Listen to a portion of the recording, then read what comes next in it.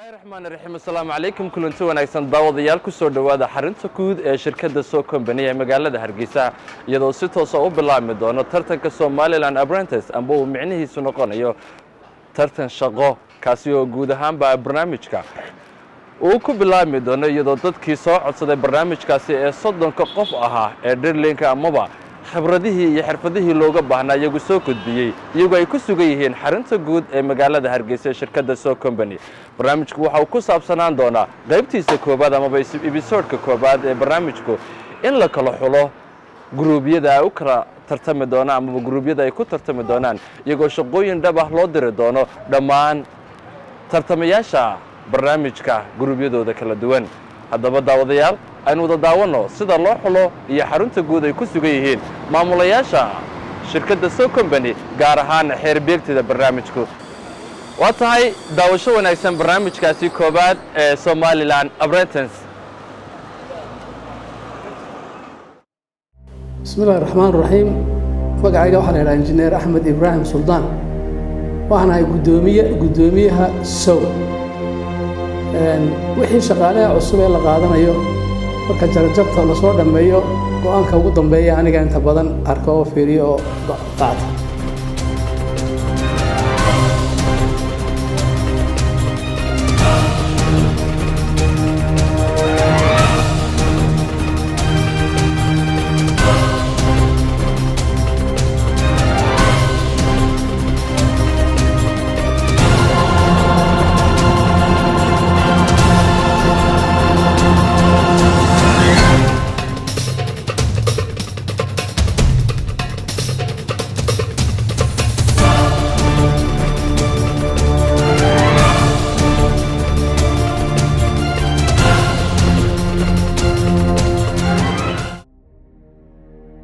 magacaygu waa Cabdikariim Xasan Faarax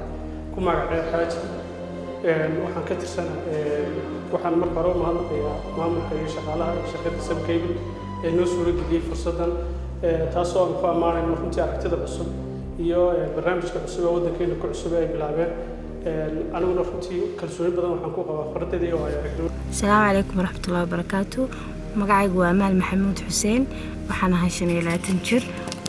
jaamacadda Admis baan ka qalin jabiyay sanadkii 2012 waxaan doonayaa ka qayb galashada Apprentice waxay arday ka soo baxay jaamacadda Camud diyaariyay faculty-ga business gaar ahaan accounting waxaan ka soo shaqeeyay injineering meelo kala duwan oo mahadsanti hadana ku bilowno aqoonta dadkana xagga soo bandhigay aqoonta iyo aqoonta anigu aqoon marka laga gudbo inantaas wax meesha ku dhacma ma arag inantaa ma aragtaa inantaas videoga soo jirta oo keliya minute badhbu waxay ku soo jirtay visuals cartoonay soo raacisay wording bay soo raacisay cid lamida meesha ku jirin marka inantaasi qasab dabcan in waqtigiisa waa ninkaa ay taas wataa ku wanaagsan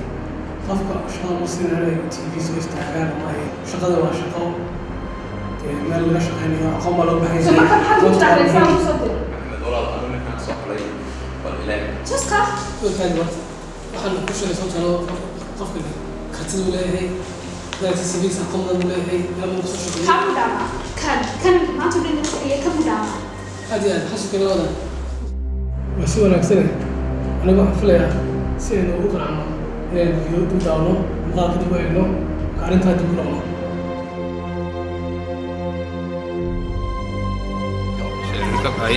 magacaygu waa Khalid Cabdiraxmaan oo Cali waxaan diyaar u ahay inaan ka qayb galo showga ay Sub Cable qabanayso Somaliland Apprentice waxaan anigu ka soo qalin jabiyay wax ka dhigtay China jaamacadda Nanjing Ligon Dashway Nanjing University of Science and Technology waxaan hubaa inaan noqon doono number 1 tartamayaasha insha Allah Assalaamu calaykum waraxmatullaahi wabarakaatuh magacaygu waa Maxamuud Sayid Xaaji Muuse waxaan doonayaa inaan ka qayb galo showga Sub Cable Somaliland Apprentice waxaan dhameeyay jaamacadda Golis fiilis kala duwan waxaan aad ugu wanaagsanahay dhinaca leadership-ka ama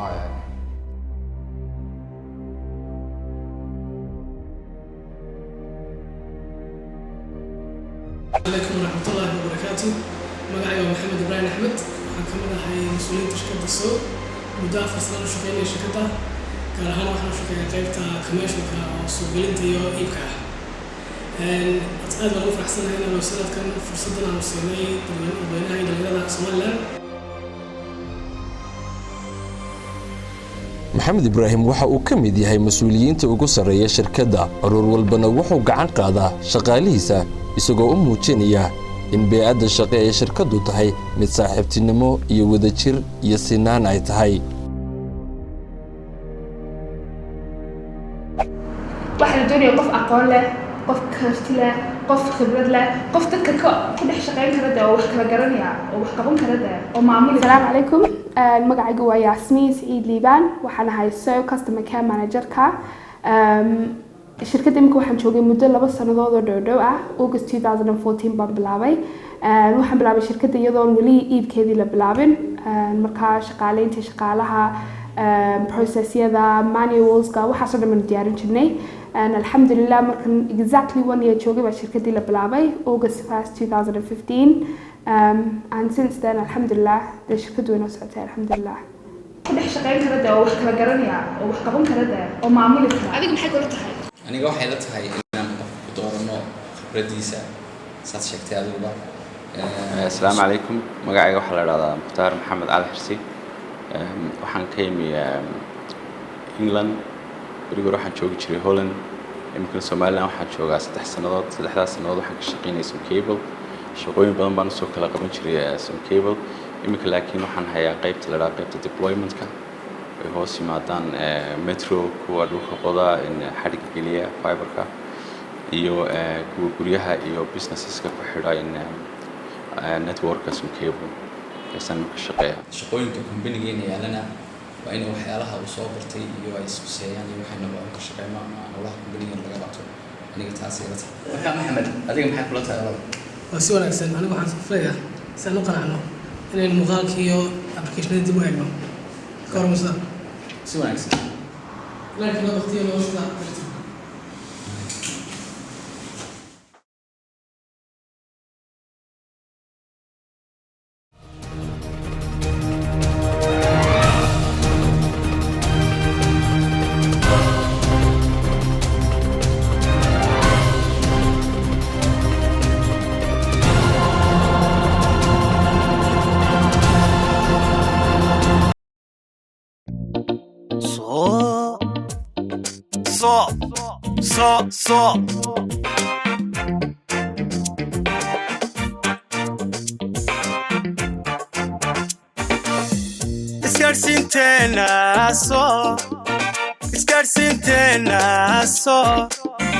gayga Somaliland guulay u horseeday badan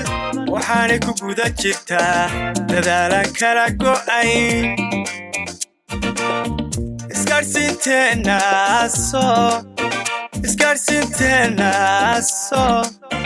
gayga Somaliland guulay u horseeday badan waxaanay ku guda jirtaa dadaalan kala go'ayn. soo gaadha oo soo gashada isgaarsiinteena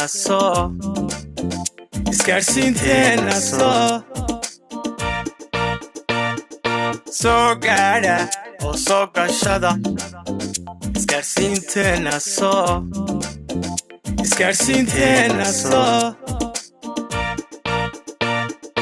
soo gaadha oo soo gashada isgaarsiinteena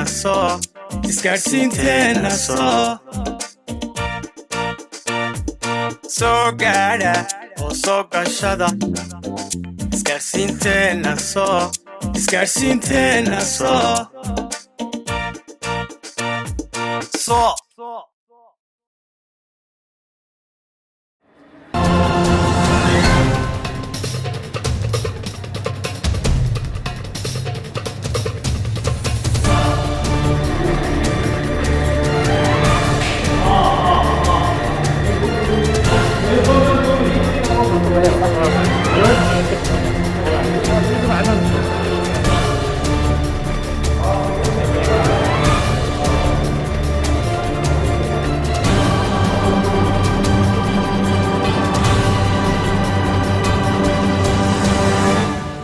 xeerbeegtada barnaamijku waxa ay ku muransan yihiin kala doorashada shakhsiyadaha barnaamijka soo codsaday iyagu muuqaalada iska soo duubay oo isku dhowdhow waxayna ku heshiin kari laayihiin sidii ay u kala xulan lahaayeen sidoo kalena ay 30 qof ee iyagu soo codsaday barnaamijka ay uga dhex dooran lahaayeen 18 qof iyadoo loo baahan yahayna in 30 qof la reebo 12 ka mid ah haddaba kala doorashadani ay ku murmeen xeerbeegtadu ayaa waxay noqotay mid isku dhawaanshaha iyo aqoonta iyo xirfadda tartamayaashu isku dhow awgeed taasina waxay keentay in lala kulmo shakhsiyaadka iyagu barnaamijka soo codsaday oo mid loo waraysto ku magacay xaaji waxaan ka tirsanahay waxaan marka hore u mahadnaqayaa maamulka iyo shaqaalaha shirkadda Subcable ee noo suurageliyay fursadan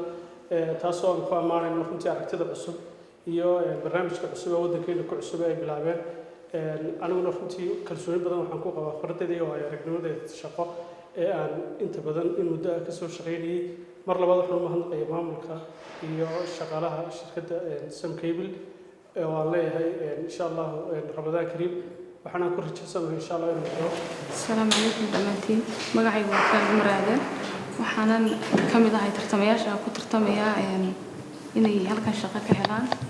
waxaan ku tartamayaa wixii xirfadeeda magacay waa Jaamac Axmed Jaamac waxaan ka qalin jabiyay jaamacadda Hargeysa waxaan dhigtay economics ee ka qalin jabiyay kulliyadda dhaqaalaha waxaan aad ugu faraxsanahay inaan barnaamijkan ka soo qayb galo maadaama aan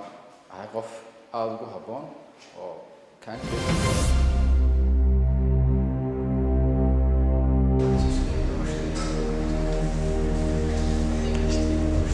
waxay ogaadeen tartamayaashu in la rabo in la kala reebo oo ay hadhaan 12 ka mid ah 30 qof ee meesha fadhida taasina waxay keentay in werwer ay ku abuurto qof kasta uuna is idhaahdo maadiga hadhi doona wajiyadoodana waxa ka muuqda sidaadooda arkaysaan werwer iyo fikir ku saabsan barnaamijka ma ku soo bixi doontaa mise waxaad noqon doontaa 12 qof ee la reebayo soddonkan qof lagu bilaabay waxaanu ka dooranay boqolaal ama kumayaal entries oo noo soo galay facebookayga noogu soo galeen emailkayga noogu soo galeen dadka waxaanu ku xulanay dhowr shay anigu horta personally markan tayda ka hadlo anigu aad baan u eeganaya hablaha fiican oo karti leh oo aqoon leh oo hadli karta oo kamarad aan ka qajilaynin oo wixii loo dirana qaban karta ayaan anigu aad u eeganayay markan taa ka socdo aniga hablaha ayaan aad u ilaashanayay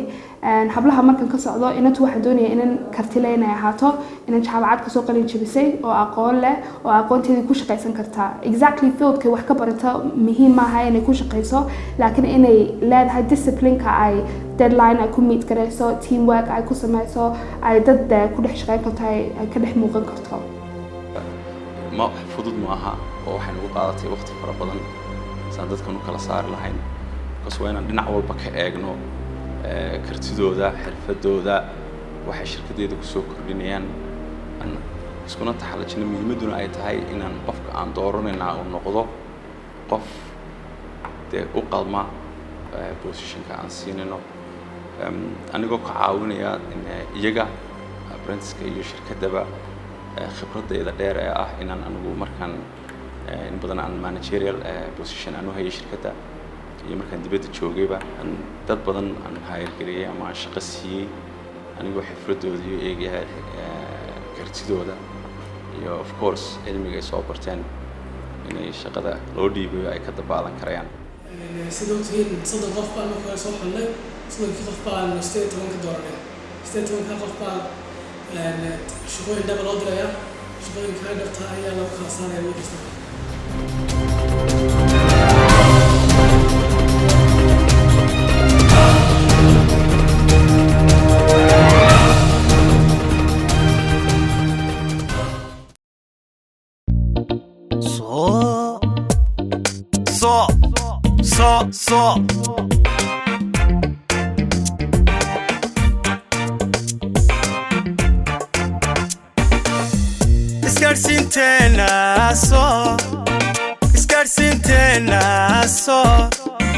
gayga Somaliland guulay uu horsaday badan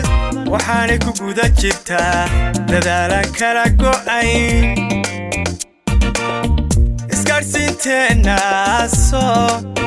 isgaarsiinteena soo geyga Somaliland gulay oo horsaday badan waxaanay ku guda jirtaa dadaalan kala go'ay soo gaadha oo soo gashada isgaarsiinteena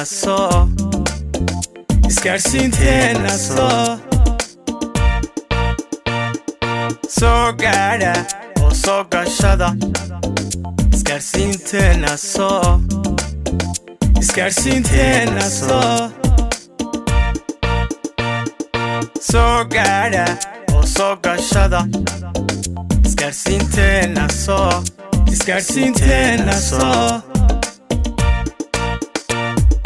soo gaadha oo soo gashada isgaarsiinteena soo isgaarsiinteena soo geyga Somaliland gulay oo horsaday badan waxaanay ku guda jirtaa dadaalan kala go'ay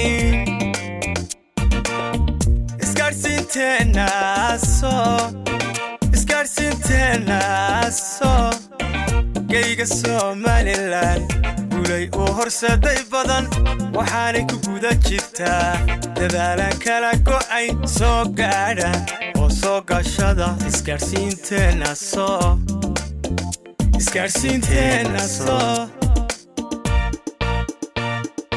soo gaadha oo soo gashada isgaarsiinteena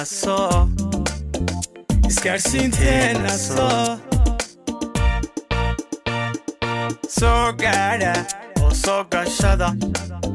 isgaarsiinteena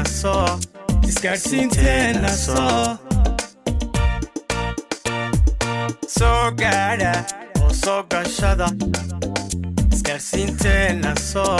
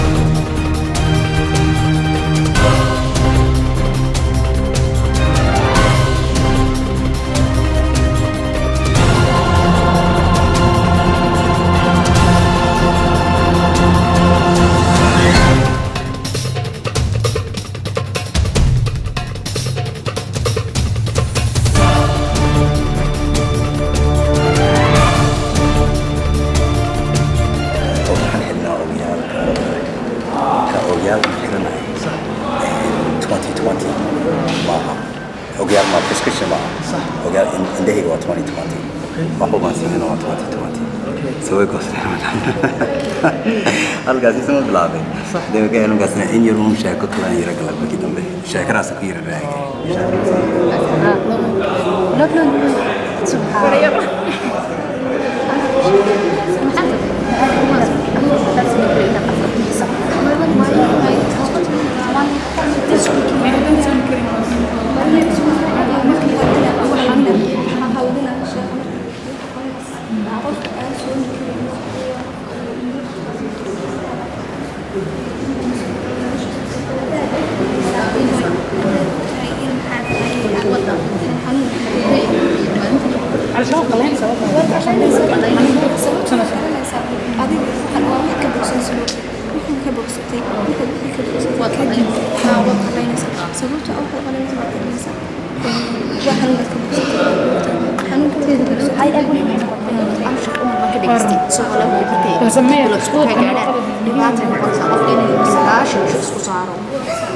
Hal mar qasbin kartaa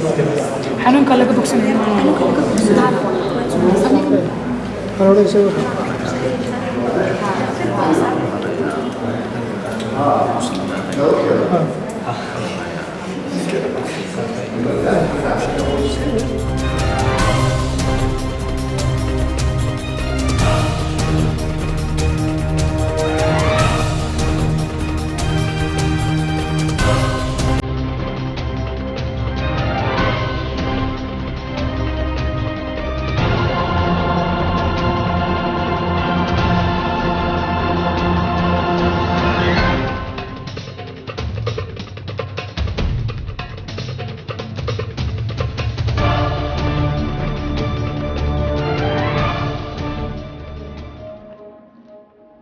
السلام عليكم كلنتو wanaagsan waxaad ka mid ahaydeen 30 qof oo u tartamayay barnaamijka Somaliland Apprentice ama barnaamijka micnihiisu yahay tartan shaqo 18 qof waxaad ka mid tihiin 18 qof ee loo xushay inay marxaladda koobaad ay ka soo gudbaan ayaguna ku tartamaan shaqada dhabta ah barnaamijka waxa idin ku yeeri doona oo soo gali doona xeer beegtida barnaamijka ama gudida juuriga ah oo iyagu agteeda iman doona halkan waxaan ku sidaa magacyada tartamayaasha oo loo qaybin doono 3 group saddexda group waxay u tartami doonaan ama ay ku tartami doonaan shaqo dhaba oo bushqada group kastaba uu dooran doono waxaan idin ku yeeri doonaa gudida xeer beegtida oo iyagu halkan ku sugan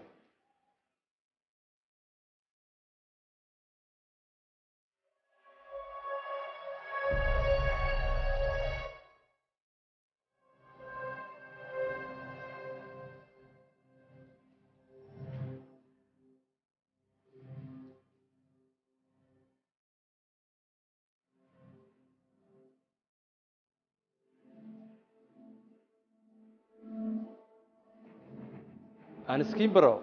waa mas'uuliyiinta shirkadda soo company ee iyagu wada barnaamijkani Somaliland Apprentice ama tartan shaqo Yasmin Saciid Liibaan oo garabkay ku sugan Maxamed Ibrahim iyo Mukhtaar Maxamed Cali saddexdoodu waxay qaban doonaan saddexda group ee loo qaybin doono intiina ku tartami doonto shaqad kale oo iyaduna aad dooran doontaan shaqada dhabta ah aad qaban doontaan qof kastaana saddexdooda groupka uu la soo baxo magacyadooda ayaad ku kala fayli doontaan idinku waxaad ka mid noqon kartaan qof kastaaba idinkoon isgaranayn groupka loo saaro ayaa noqon doona group isku mid ah oo si gooniya u wada tartamaya saddexdoodna waxaad u wada tartamaysaan halka shaqo ee ah managerka shirkadda soo company ay bixinayso ugu tala gashay inay da'yartu ku ogaato xirfadooda khibradooda iyo kartida awoodooda ay ku jirta qof kastoona waxaan leeyahay hambalyo si aad uga soo qayb gasheen barnaamijka أمال حسين عثمان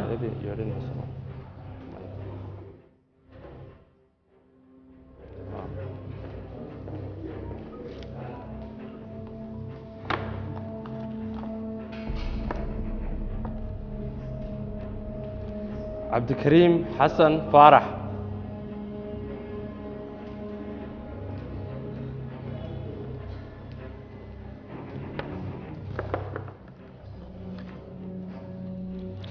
جامع أحمد جامع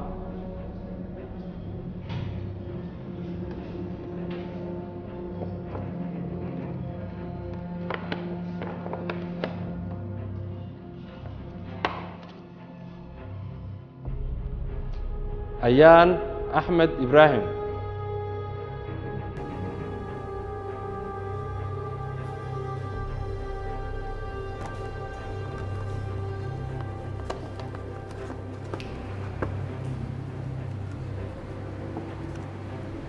نمعو محمد عبدي قود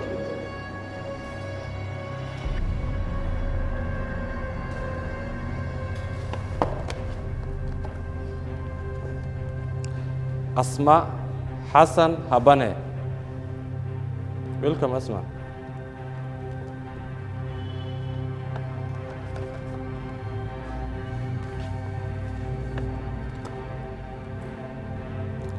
حياد محمد فارح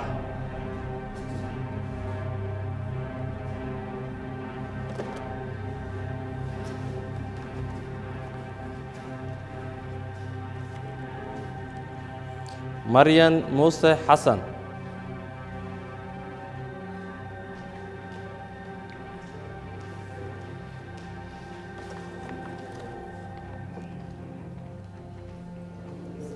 فهيمة محمد عبدي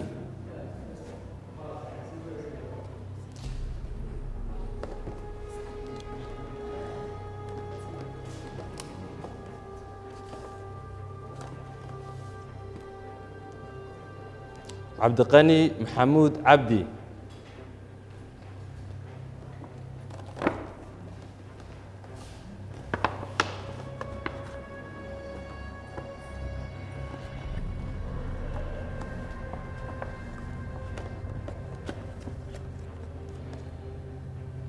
حربي محمد عبدي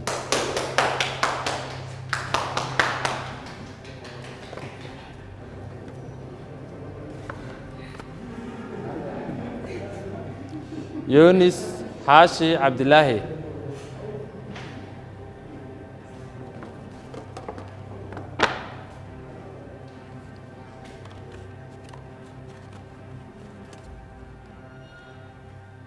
عبد الرحمن محمود عبد الرحمن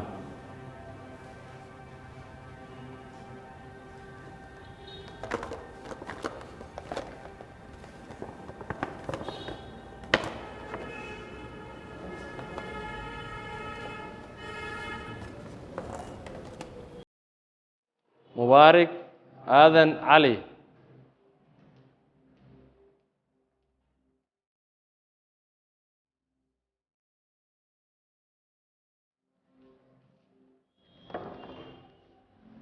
عبد الكريم أحمد شرع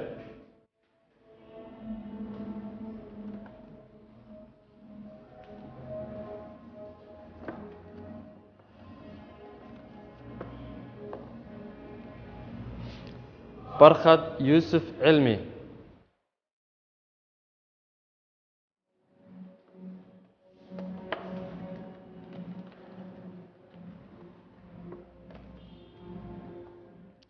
حسين عبدي عود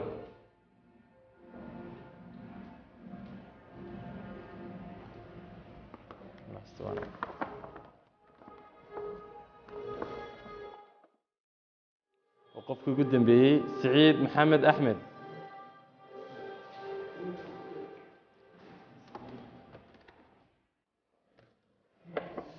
وطاي داوديال intaasi waxa ku dhamaaday kala qaybinta saddexda group ee kala saareynay barnaamijka Somaliland Apprentice iyadoo guuleystayaashii u soo gudbay barnaamijka inay ka qayb noqdaan ay saddexda group adooda arkaysaan ay ku dhameystireen haddana waxa soo bixi doona gudoomiyihii barnaamijka si uu ugu kala qaybiyo shaqooyinka dhabta ah ee loo dirayo dibadaanin u wada bixi doona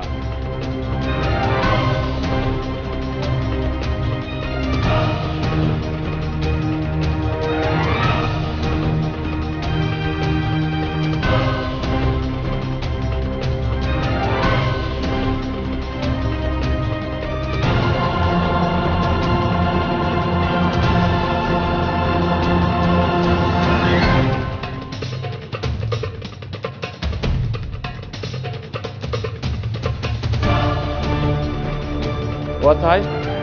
halka waxaan ku sidaa bushqadaha tartamooyinka dhabta ah aad qaban doontaan gudoomiye Suldaan ba garabkay ku sugan group kasta isaga u iman doona qof kamid ah warqadda uu qaato ayaa loo akhrin doona taasina waxay noqon doontaa shaqooyinka dhabta ah ee aad qaban doontaan saddexdiina group run ahaantii garsoorayaasha idinla shaqaynaya ayaa hawsha inteeda badan qabtay imika markaa waxaan doonayaa inaan saddexdii group leedin kala qaybiyay group walba assignmentkiisa iyo taskiisa farta laga saaro waxaan u yeedhayaa groupka koobaad Yasmin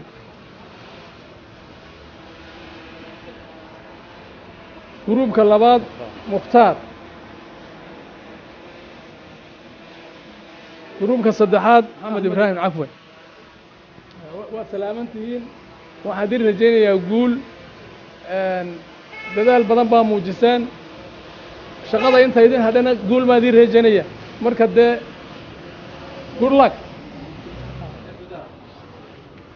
wadada haysataan shaqooyinkiini baan filayaa shaqooyinka dhabta ah ayaad ku hawlgeli doontaan oo nad qaban doontaan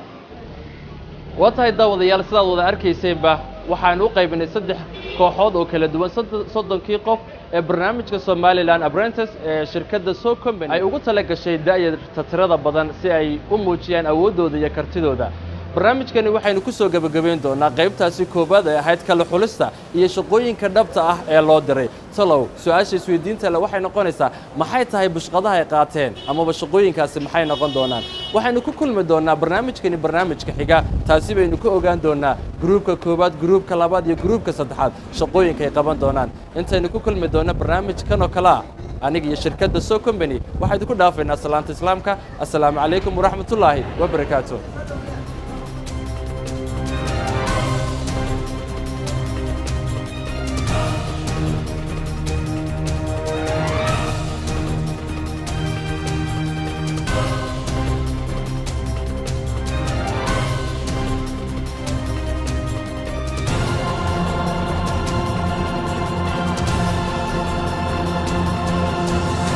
ka daawo barnaamijkani iyo barnaamijyada kale ee Somaliland Apprentice ama tartan shaqo ee shirkadda So Company ciwaanada shaashada kaaga muuqda ama barta Facebook ay ku leedahay shirkadda